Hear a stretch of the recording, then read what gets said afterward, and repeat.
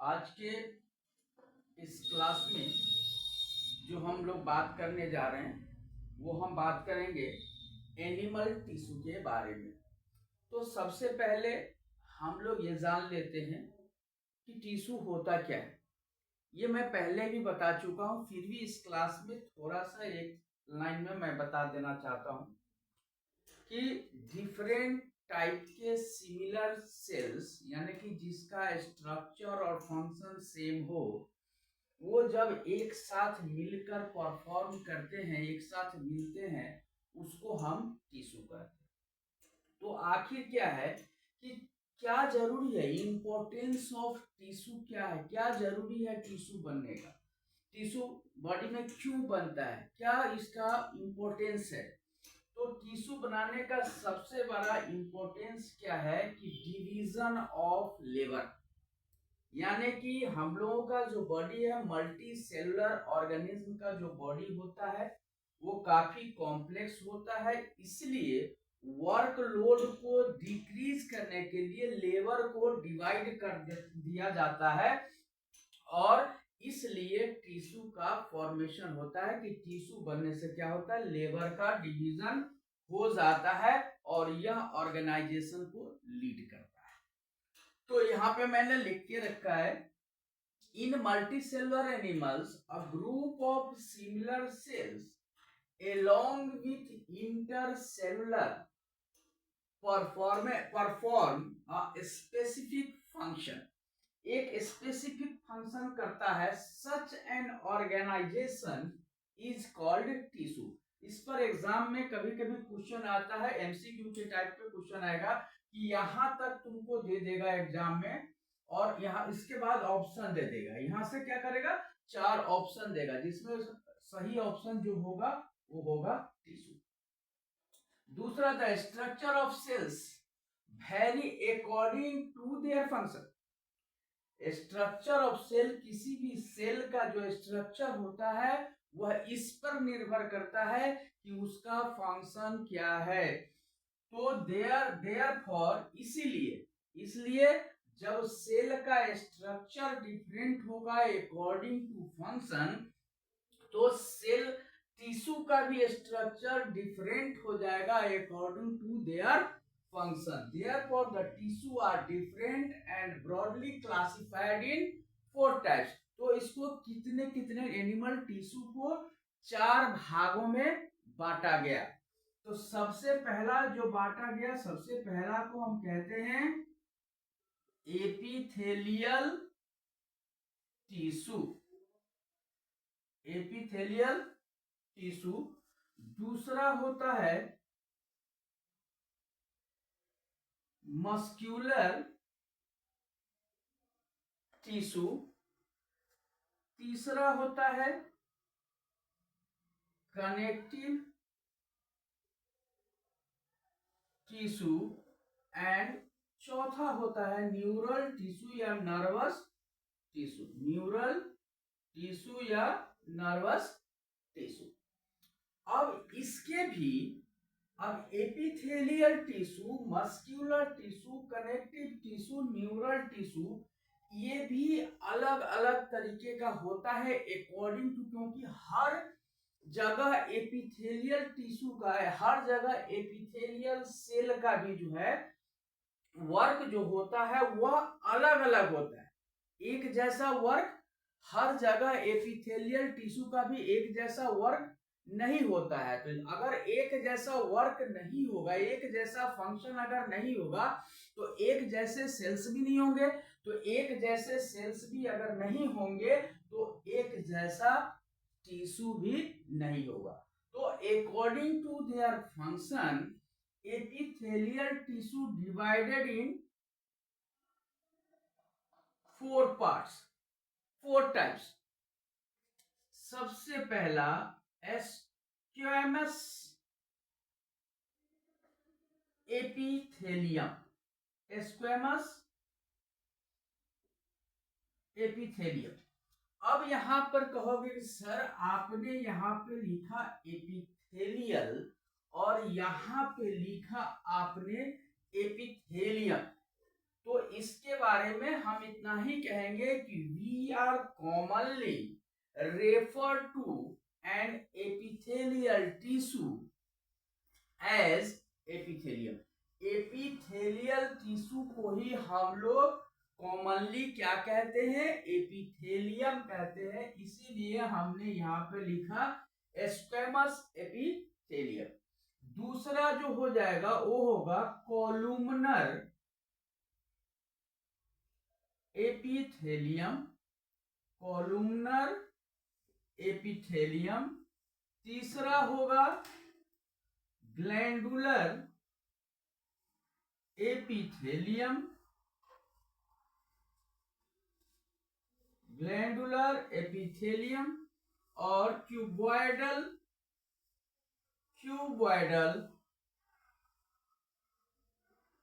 Epithelium. ये हो गया तुम्हारा एपिथेलियल टिश्यू का 4 टाइप्स।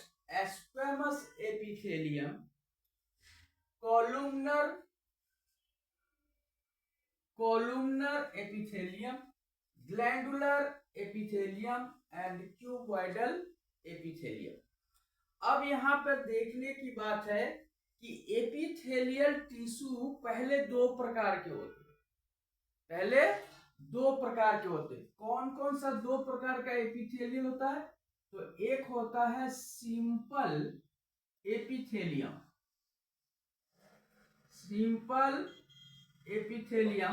और दूसरा होता है कंपाउंड एपिथेलियम। दरअसल क्लास 9th के लिए मैं ये बता रहा हूं, तो क्लास 9th में इतना डिटेल्स में पढ़ना नहीं है, बट मैं सिर्फ नाम बता रहा हूं। इसके बारे में मैं डिटेल्स में पढ़ाने नहीं जा रहा हूं क्योंकि तुम लोगों के एनसीईआरटी बुक में ये नहीं दिया हुआ है। तो सिंपल एपिथेलियम और कंपाउंड एपिथेलियम, तो ये जो चारों पार्ट हमने बताया, squamous epithelium, columnar, glandular and cuboidal, they all are the part of simple epithelium। समझ में आ गया? यह सिंपल एपिथेलियम का पार्ट है। समझ में आ गया? अब स्क्वैमस एपिथेलियम में एक होता है सिंपल स्क्वैमस एपिथेलियम और दूसरा होता है स्ट्रेटिफाइड स्क्वैमस एपिथेलियम। तो हम इसको यहाँ पे लिख सकते हैं, यहां पे हम लिख सकते हैं इसका हम simple and stratified squamous epithelium. उसी तरह से मस्कुलर टिश्यू 3 तरह के होते हैं according to their function.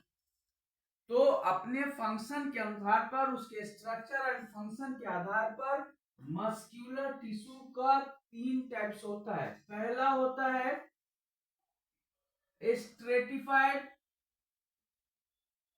Stratified और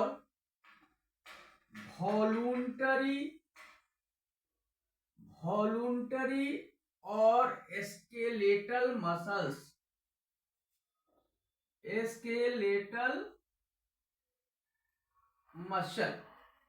समझ में आ गया? दूसरा होता है अनस्ट्रेटिफाइड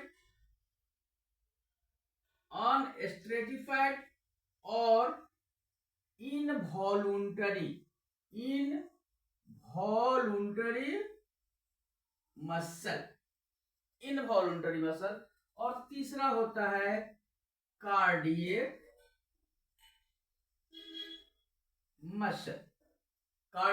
मसल। अब आ जाओ कनेक्टिव में भी होता है 3 तरह का कनेक्टिव टिश्यू। वैसे मैं ये पहले बता चुका हूं, फिर भी इसमें एनिमल टिश्यू स्टार्टर हो सकता है कि कोई स्टूडेंट वो क्लास मिस किया हो तो उसको ध्यान में न हो, तो उस वैसे स्टूडेंट को ध्यान में रखते हुए मैं फिर से इस बात को इस क्लास में रिपीट कर रहा हूं। तो सबसे पहले क्या होता है, loose connective tissue, dense connective tissue and specialized connective tissue। Loose connective tissue में होता है दो ठो, areolar and adipose. Areolar and adipose. Dense में भी हो जाएगा तुमको दो ठो, डेंस में दो ठो हो जाएगा, regular and irregular. Regular and irregular. Regular में भी हो जाएगा तुमको दो ठो, पहला हो जाएगा टेंडोन और दूसरा हो जाएगा लिगामेंट। Tendon and ligament. और इसमें जो हो जाएगा एक तो सबक्यूटेनियस फाइब्रस टिश्यू।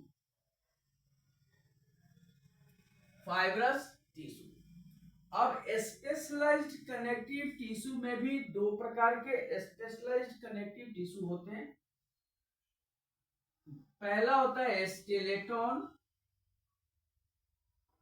और दूसरा होता है फ्लूइड कनेक्टिव टिश्यू। स्केलेटन में क्या हो जाएगा, बोन एंड कार्टिलेज। और फ्लूइड में दो हो जाएगा, ब्लड एंड लिम्फ। तो इस तरह से हमको एनिमल टिश्यू में इन सारे टिश्यूओं के बारे में 1 बाय 1 करके हमको पढ़ना पड़ेगा और पढ़ना है according to your NCERT book and according to your syllabus. तो बिना कोई देरी किए हुए हम सबसे पहले स्टार्ट करते हैं एपिथेलियल टिश्यू से।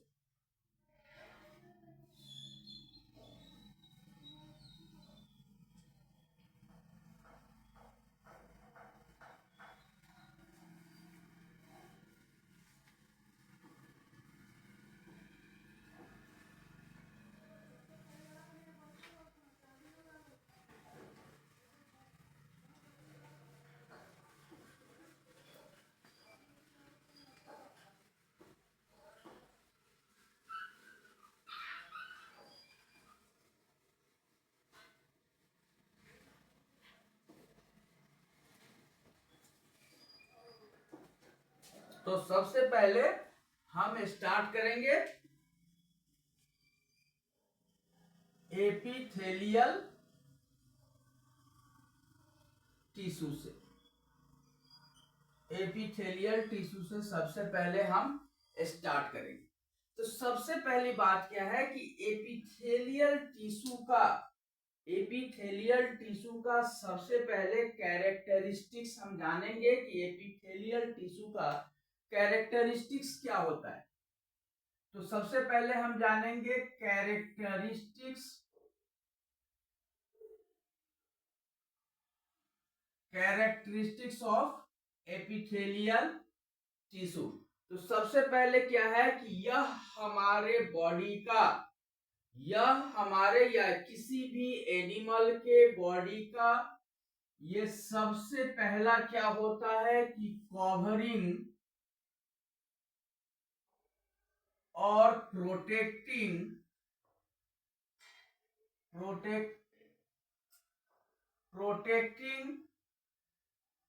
Layer of animal body.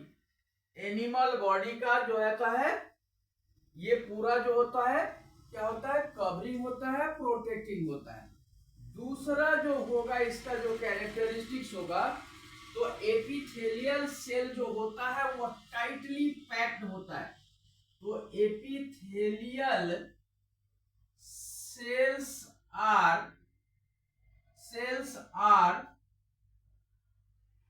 Tightly packed, ठीक है। और इसके तीसरा जो होगा, सेल्स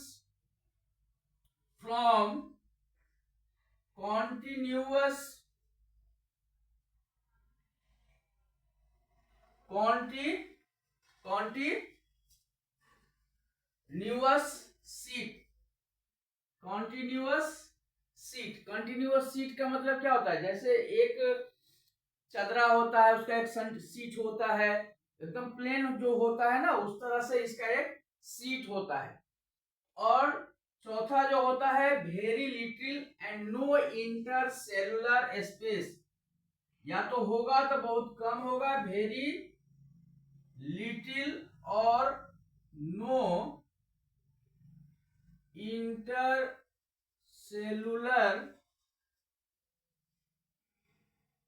स्पेस, ठीक है, कुछ नहीं होता है। और होता है ऑल एपिथेलियल टिश्यू, जितने भी एपिथेलियल टिश्यू होते हैं rests on a thin non cellular basement membrane. ये कैरेक्टरिस्टिक्स है एपिथेलियल टिश्यू का। जितने टाइप्स के हमने एपिथेलियल, चारों का चारों अपने एपिथेलियल पढ़ा, वो चारों का चारों मिलाकर यहाँ ये अलग है कि चारों का चारों जो हमने क्या कहा, फंक्शन के आधार पर उसका पोजीशन निश्चित होगा। तो फंक्शन भले ही जैसे हो, लेकिन उसका किस आधार पर होगा, लेकिन अल्टीमेटली किस ऑर्गन में उसका क्या फंक्शन है, लेकिन अल्टीमेटली उसका फंक्शन जो होगा, उसका स्ट्रक्चर जो होगा, वो इसी तरह का होगा। अब इसके बाद कैरेक्टरिस्टिक्स हमने जान लिया। अब हम जानेंगे इसके फंक्शन के बारे में। Function of epithelial tissue, function of epithelial tissue.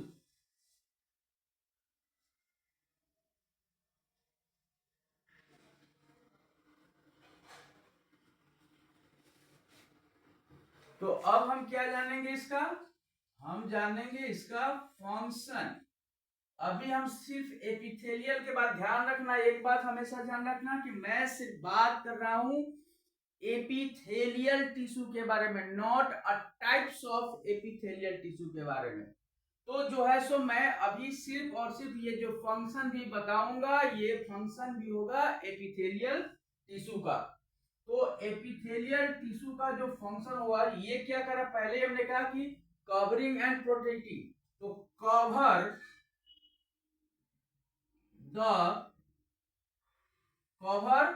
The body as an outer layer of skin. जो हमारे बॉडी में जो स्किन है, वो जो आउटर लेयर है, वो क्या है, एपिथेलियल टिश्यू का है। स्किन एंड प्रोवाइड, और क्या प्रोवाइड करता है?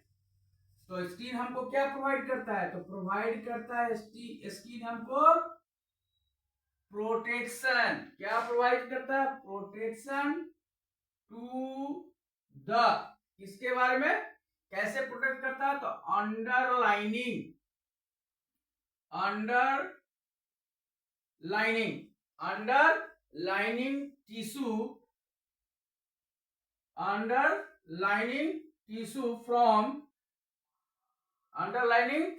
टिश्यू फ्रॉम किससे प्रोटेक्ट करता है?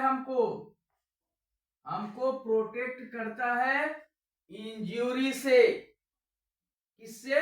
कोई भी इंज्यूरी अगर होता है तो उससे हमको प्रोटेक्ट करता है। साथ ही साथ इंटर जर्म्स को हमारे शरीर के अंदर घुसने से भी हमारे बॉडी को प्रोटेक्ट करता है। और हार्मफुल केमिकल्स, हमारे शरीर के अंदर कोई बॉडी में हार्मफुल केमिकल्स ना चला जाए, इससे भी हमारे बॉडी की सुरक्षा करता है एपिथेलियल टिश्यू। इतना इतना बात ध्यान में रखना है, एपिथेलियल टिश्यू का क्या क्या फंक्शन हो रहा है, ठीक है। इसके बाद जो है यह हमारा जो माउथ होता है, यह माउथ के लाइनिंग में भी पाया जाता है, माउथ के लाइनिंग में भी पाया जाता है। तो forms lining of mouth and alimentary canal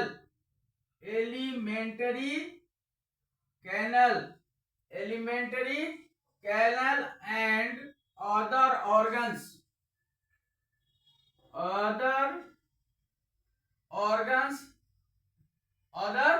organs and internal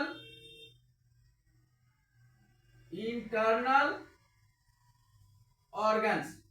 elementary canal किसको कहते हैं? तो हमारा जो फूड ट्रैक है, जो डाइजेस्टिव ट्रैक है, फ्रॉम माउथ टू एनस, जो ट्रैक है, जो रास्ता है जिससे हमारा भोजन मुंह से अंदर जाता है और डाइजेशन होने के बाद एनस के सहारे वेस्ट मटेरियल बाहर आता है, इस सारे को हम एलिमेंट्री कैनल कहते हैं। समझ गए कि नहीं? अब क्या है? Epithelial tissue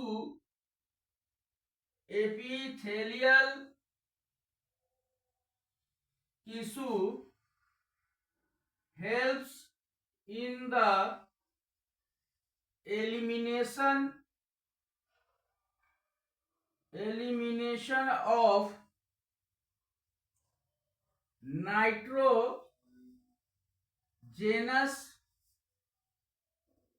nitrogenous and other waste products। इसमें भी हमको एपिथेलियल टिश्यू मदद करता है। इसके अलावा epithelial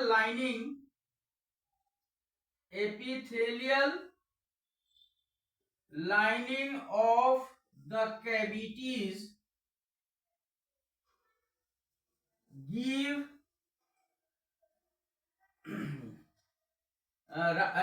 rise to glands that provide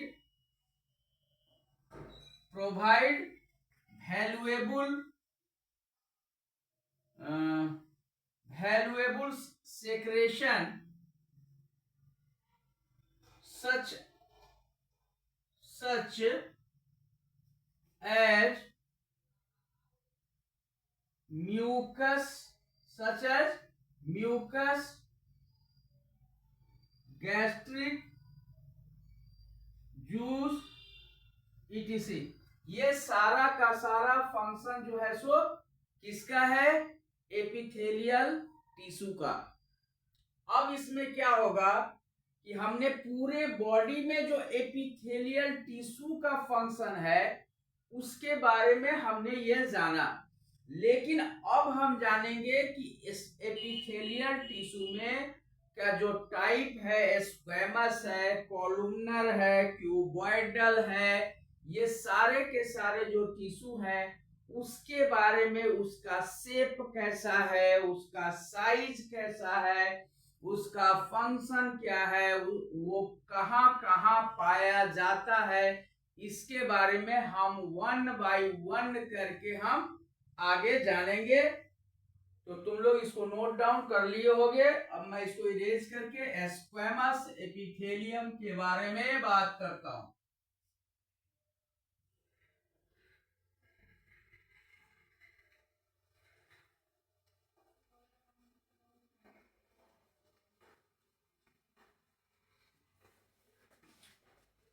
squamous, ऊपर वाला भी डिलीट करो, इरेज कर दो, जगह हो जाएगा।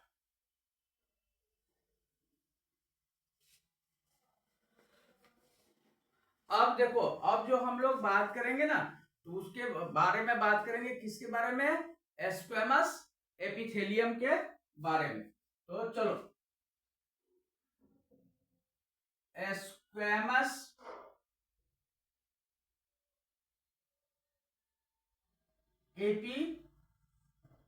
Squamous epithelium. तो हमने पहले ही बताया था कि स्क्वैमस एपिथेलियम टू टाइप्स का होता है। एक को हम कहते हैं सिंपल स्क्वैमस और दूसरे को कहते हैं स्ट्रेटिफाइड स्क्वैमस। तो सबसे पहले हम स्क्वैमस के बारे में बात करते हैं, उसके बाद हम बात करेंगे सिंपल और स्ट्रेटिफाइड का। तो जो इसके जो सेल्स होते हैं, तो सबसे पहले हम जानते हैं कि सेल कैसा होता है। तो cells are extremely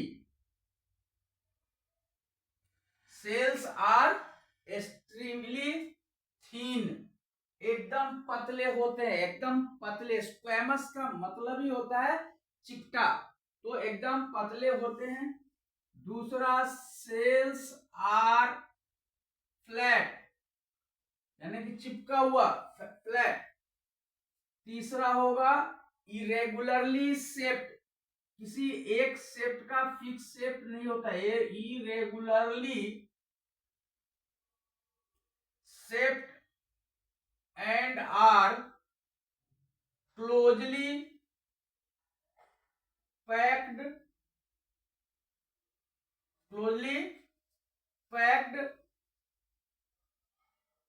together like tiles, like the tiles of in the floor,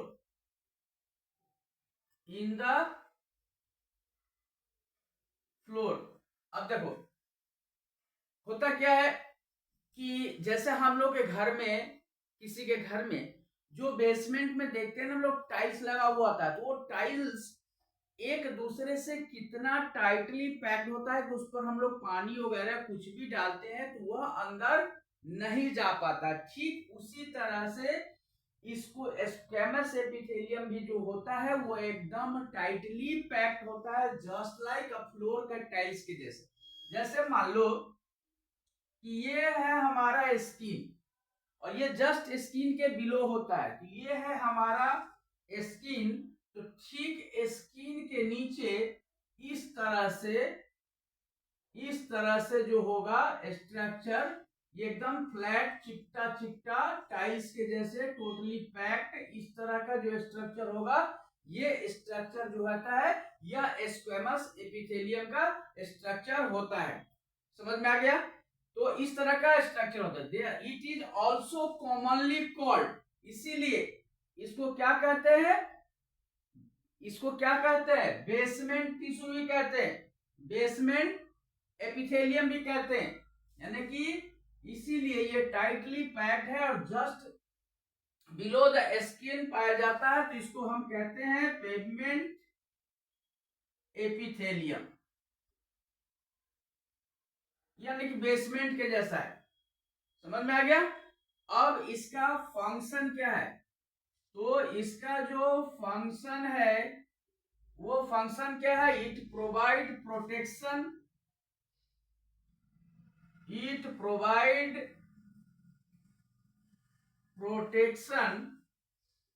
to the underlining parts against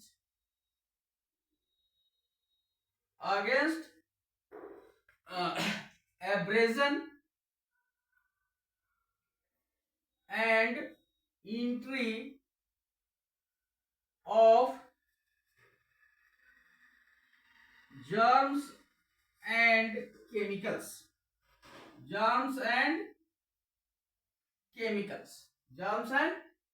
से ये इसका फंक्शन है। दूसरा फंक्शन है it is also help in excretion. जैसे हम लोगों के बॉडी से क्या होता है, स्वेट निकलता है ना, excretion, gas exchange and secretion में यह स्क्वैमस एपिथेलियम हमको मदद करता है। तो आज के क्लास में तुम लोगों को स्क्वैमस के बारे में मैंने बता दिया। नेक्स्ट क्लास में तुम लोगों को फिर मैं नेक्स्ट एपिथेलियम के बारे में बात करूंगा। तब तक तुम लोग अपना स्टडी स्टार्ट रखो और हमारे साथ बने रहो झांसर बायोलॉजी के क्लासेस में।